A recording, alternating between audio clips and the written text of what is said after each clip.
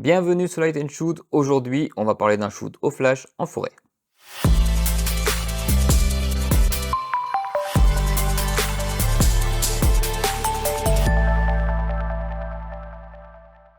Coutume, récemment j'ai été faire un shoot en sachant en amont exactement le rendu que je voulais avoir. J'avais très envie d'avoir un shoot au résultat dark, mettant en scène une sorte de veuve noire mélancolique dans une ambiance quelque peu abstraite. Une pote à moi m'a conseillé de faire cette séance avec sa coloc, qui en effet était absolument parfaite pour ce rôle. On s'est donc retrouvé par une après-midi grise typique de Lorraine. Elle était vêtue d'une robe noire en dentelle, d'un corset et d'un voile pour le visage. Et moi, de mon côté, j'avais un jean et un t-shirt, mais on s'en fout complètement. On a tourné un peu en voiture pour trouver le lieu parfait. Comme je le disais, je voulais quelque chose d'assez sombre et assez abstrait. On a donc trouvé un petit chemin qui rentrait dans la forêt avec beaucoup de branchages en fond.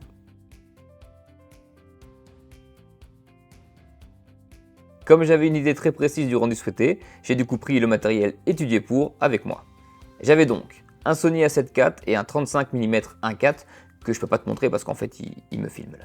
Un filtre de diffusion, une machine à fumer portable sur batterie et un flash sur batterie de 500 joules avec un bol beauté et sa grille d'abeille.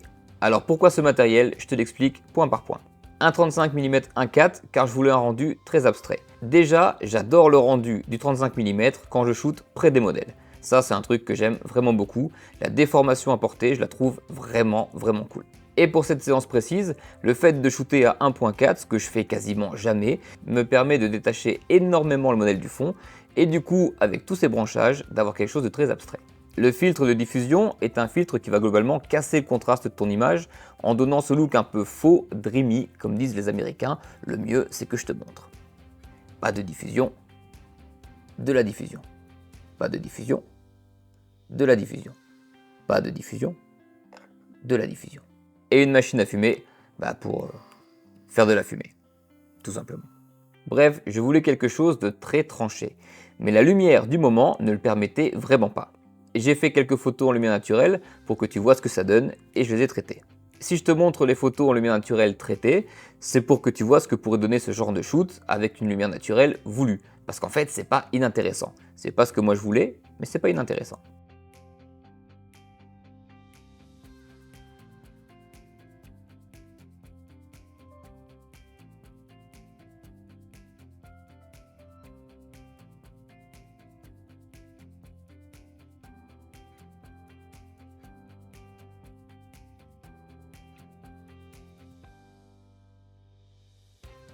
Ceux qui me connaissent le savent, j'aime quand c'est vraiment tranché. J'ai donc voulu apporter une ambiance lumineuse très assumée. Comme je shootais à 1.4, j'ai donc pris un flash de 500 joules qui est HSS, ce qui me permet de dépasser la synchro flash du boîtier. Si pour toi je viens de parler chinois, va voir cette vidéo ou cette vidéo.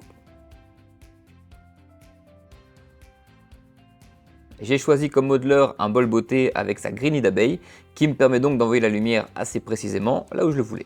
Pour avoir une ambiance dark et des portraits à l'allure assez grave, un truc qui marche très bien, c'est de mettre la lumière dans l'axe opposé à la prise de vue. Du coup, tu auras au premier plan le côté sombre du visage et c'est quelque chose qui directement file une ambiance très marquée.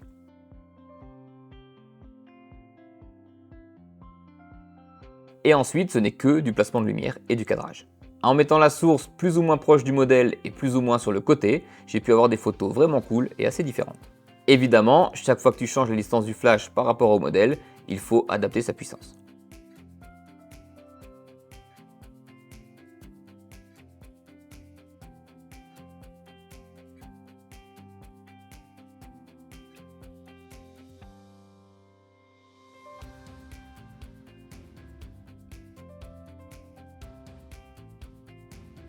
Le plus gros défi finalement, c'était les fleurs blanches, car elles étaient plus proches de la lumière que le modèle, et elles étaient évidemment beaucoup plus claires, vu que le modèle est habillé en noir. Plus clair et plus proche de la source de lumière, forcément ce bouquet attire énormément l'attention. D'où l'intérêt d'avoir un modeler avec une grille d'abeille qui me permettait, suivant l'angle que j'utilisais, de ne pas trop les éclairer.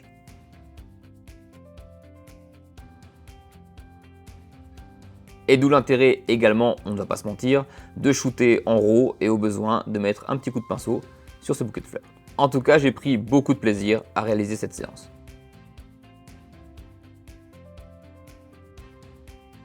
N'oublie pas que si tu veux m'aider, le plus simple en fait c'est de t'abonner, ça c'est gratuit et c'est très cool.